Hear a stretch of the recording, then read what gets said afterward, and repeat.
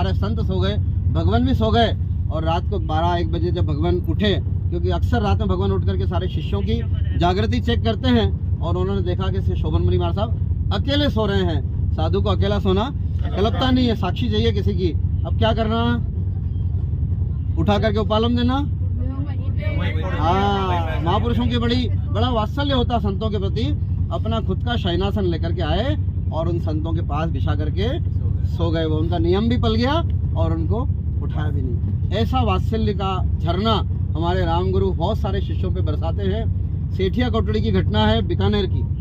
बीकानेर में जैसी बहुत गर्मी पड़ती है हम सब जानते हैं, और संत लोग, सतिया लोग बहुत सारी गर्मी सहन करते हैं। एक बुजुर्ग संत जिनसे गर्मी सहन नहीं हो रही थी, और किसी समय जब बहुत ज़्यादा गर्मी थी तो उनकी स्थिति बहुत ख़राब हो गई। हाथों में पैरों में लाल लाल दाफड़ हो गए और बेचैनी होने लगी, सांस अवरुद्ध होने लगी। उन्होंने वहाँ के संतों को बोला कि मेरे से गर्मी सहन नहीं हो रही है, मैं क्या करूँ। संत लोग बोले भाई साधु जीवन है, गर्मी तो सहन करना पड़ेगी, और ये तो बीकानेर है, यहाँ तो ऐसी गर्मी पड़ती ही है, तो ये सब होने वाला है। लेकिन उन संतों का समाधान हुआ नहीं। श्रावकों से बात की बीकानेर के कि भाई क्या करें, आपके शहर में इस तरह की स्थिति है संतों की, तो संत क्या करें। उन्होंने कहा बाप जी किसी संत को भेज दो, थोड़ा जूस वगैरह लेके आएंगे और इस तरह से सब चीज़ें होगी।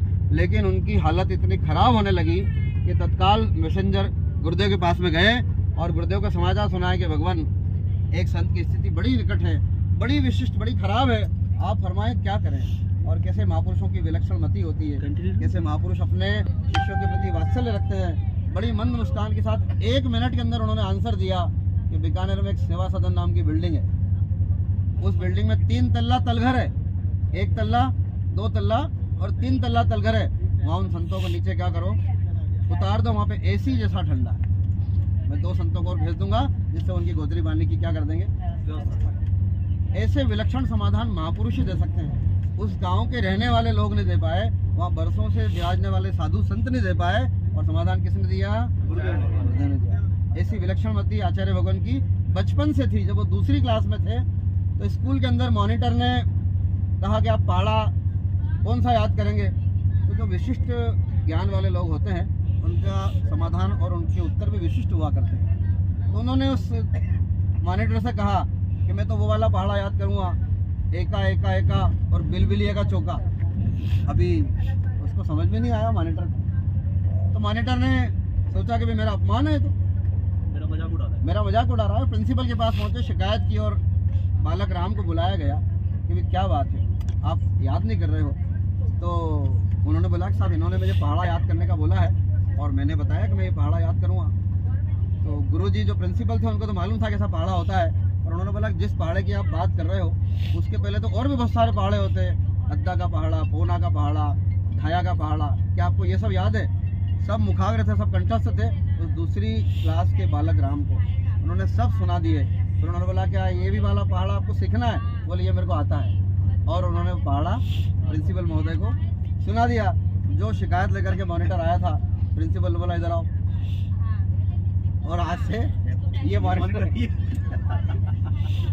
तो महापुरुष की मति बचपन से विलक्षण होती है, होनहार होते हैं। और जब वो जैसी दृढ़ता उनकी थी शुरू में ही, हमने रामेश चालीसा में पढ़ा है पूनम संत फतेह और मोती। तो कौन है पूनम चंद जी, कौन है फतेह चंद जी, कौन है मोतीलाल जी। पूनम चंद जी एक तेराबंदी संत हुए। वो तेराबंदी संत का चतुर्मास उसी जगह था जिस जगह आचार्य नानेश का चतुर्मास था, और वैरागी राम वैरागी थे। तो उनको मालूम पड़ा कि वैरागी, ये बोले आप कौन हो, बोले मैं वैरागी राम हूँ। तो उन्होंने उसका टेस्ट लेने के लिए पूछा कि ये इसमें कितनी पर्याप्ति होती है, इसमें कितने जीव होते हैं, ऐसे सब प्रश्न किए, और बालक राम ने सब बता दिए। और एक जगह बालक राम अटक गए। जैसे इन्होंने पूछा कि दरख्त में कितनी पर्याप्ति होती है, तो अटक गए। बड़े वाक पटुता वाले हैं, बड़े वाक चातुर्य वाले हैं। उन्होंने उन संतों का निवेदन किया कि महापुरुष, मैंने सुना है कि रास्ते में चलते चलते बात नहीं करना चाहिए, आप एक जगह विराज जाओ, फिर उसके बाद जो प्रश्न पूछना पूछो। अपनी इस भूमिका को भी उन्होंने बड़ी शालीनता से और बड़ी सज्जनता से उन महापुरुषों को बता दिया कि भाई आप विराजोगे तो मैं सब बताऊंगा।